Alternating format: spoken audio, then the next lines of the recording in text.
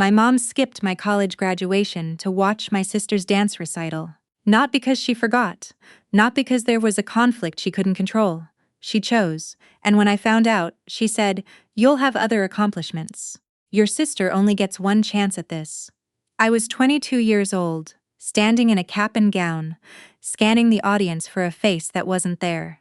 That was 3 years ago. I want to tell you what happened after, because the story doesn't end in that auditorium.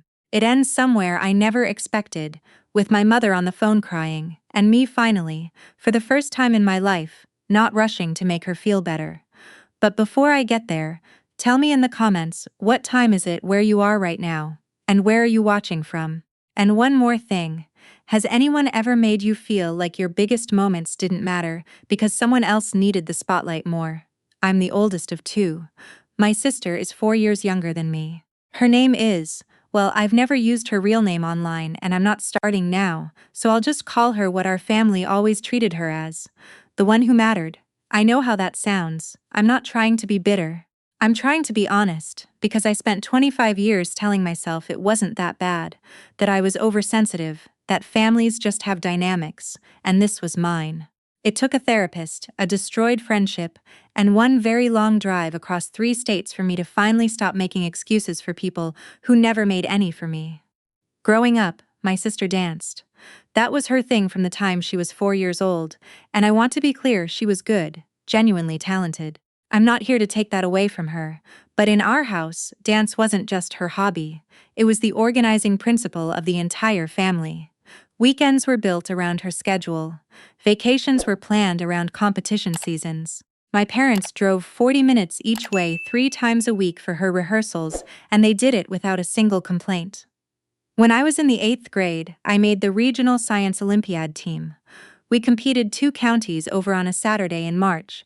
My dad drove me there and dropped me off. Not stayed, dropped me off. He had to get back because my sister had a 2-hour technique class that afternoon, and my mom needed the car.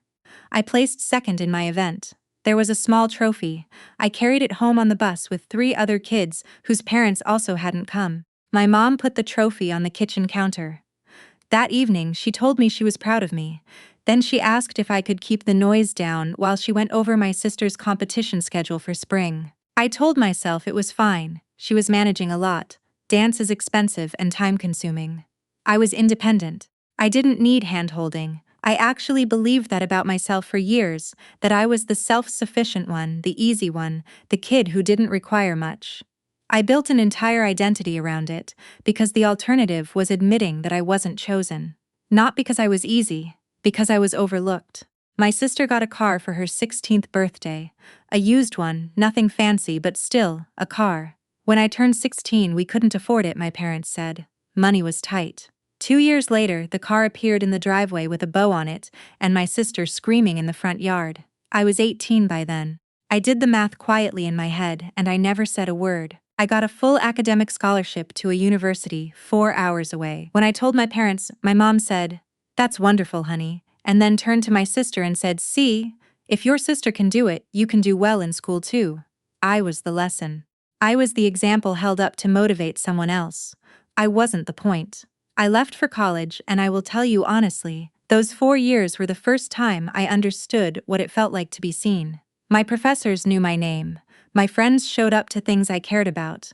I had a roommate my sophomore year named, she's given me permission to mention her, and I'll call her my best friend because that's what she is, and she once drove 2 hours in a snowstorm to sit with me when I got terrible news as about a grade that could have cost me my scholarship. She just showed up. No announcement, no making it about herself, she just came.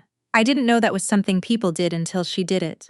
I graduated magna cum laude on a Saturday in May. I sent my parents the details in February. I sent a reminder in April. I texted my mom the week before to confirm she had the parking information. She responded with a thumbs up.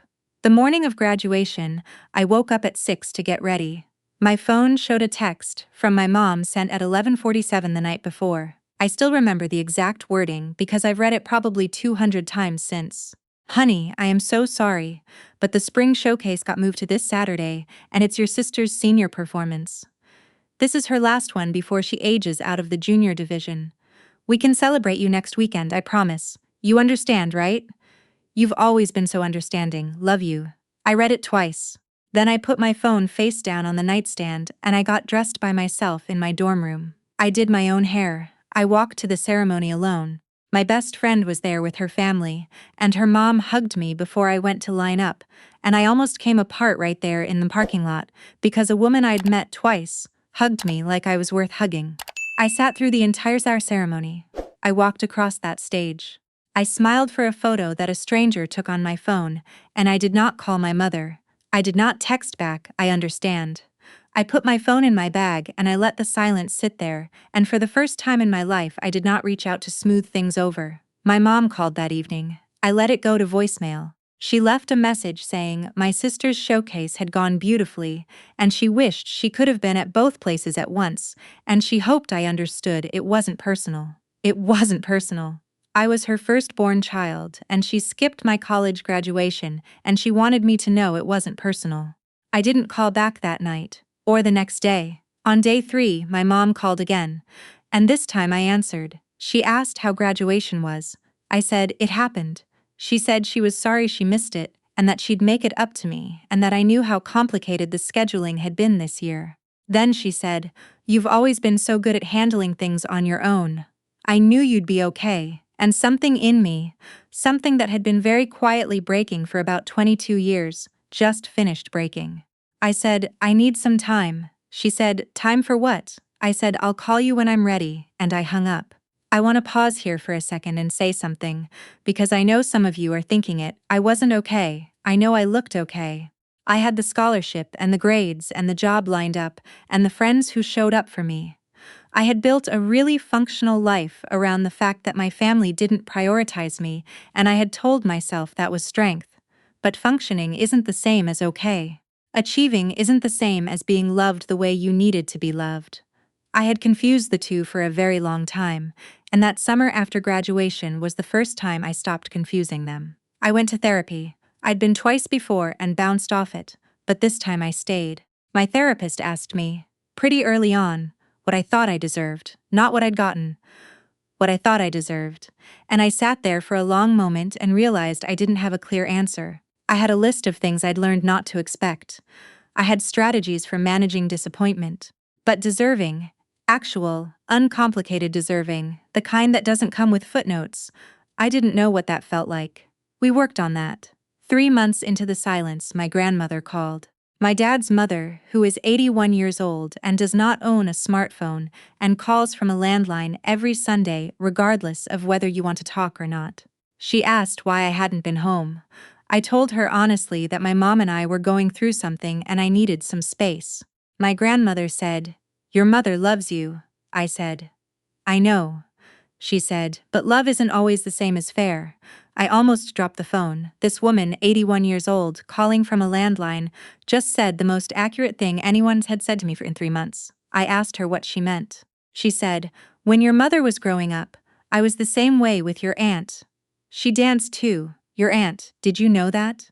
I put everything into her. I thought I was giving your mom a gift, not having to worry about performing. I thought she was fine because she never complained. She was quiet for a second. She wasn't fine, I just didn't see it. I drove home the next weekend, not to fix anything, not to reconcile or pretend. I drove home to see my grandmother, and I sat at her kitchen table for 4 hours, and she told me things about my mother's childhood that I had never known. How my grandmother had poured every resource into my aunt's dance career and told herself my mother was the easy one. How my mother had learned to make herself small so my aunt could be big.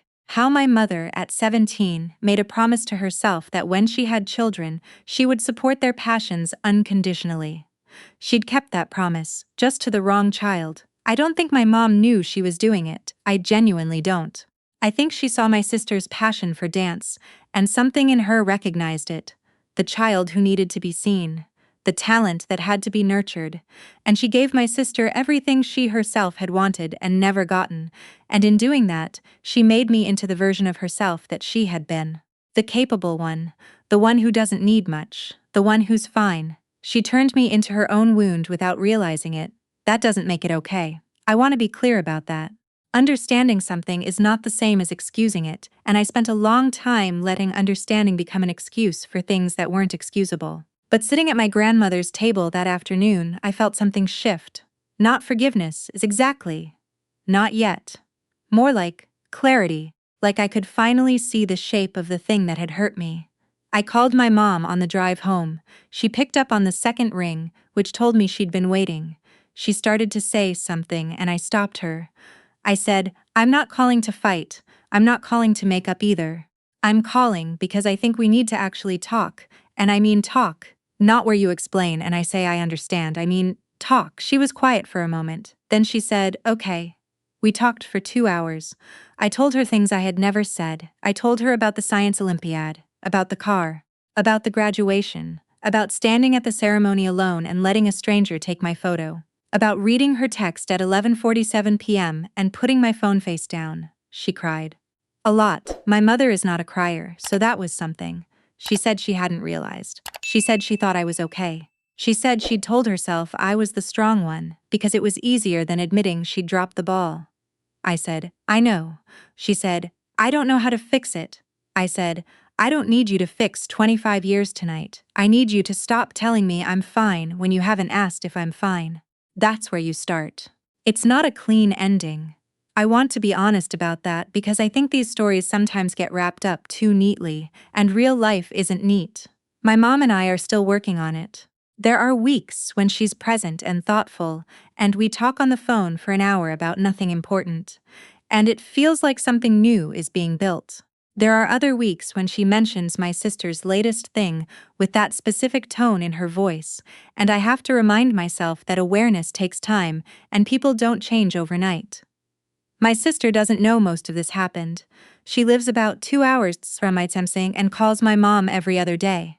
I don't have a close relationship with her and I've stopped pretending I do.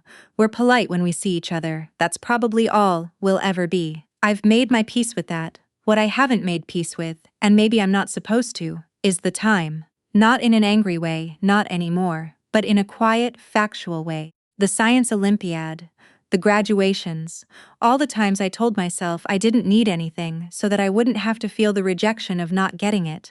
I can't get that back, that's just true. But I know something now that I didn't know at 22, standing alone in a parking lot in my cap and gown. I know that being low maintenance isn't the same as not needing love. I know that building a functional life around absence isn't the same as being okay. And I know that the moment I stopped saying, "I understand," when I didn't understand, that was the moment things started to change. Not because my family changed first, but because I stopped waiting for them to. My grandmother called me last Sunday from the landline, same as always. She asked how I was doing. I said, for the first time in a long time, actually pretty good. And I meant it. She said, "Good. You were never as easy as they thought you were. You were just quiet about it." I told her I was working on being less quiet. She laughed and said that was probably long overdue. She's right. It was.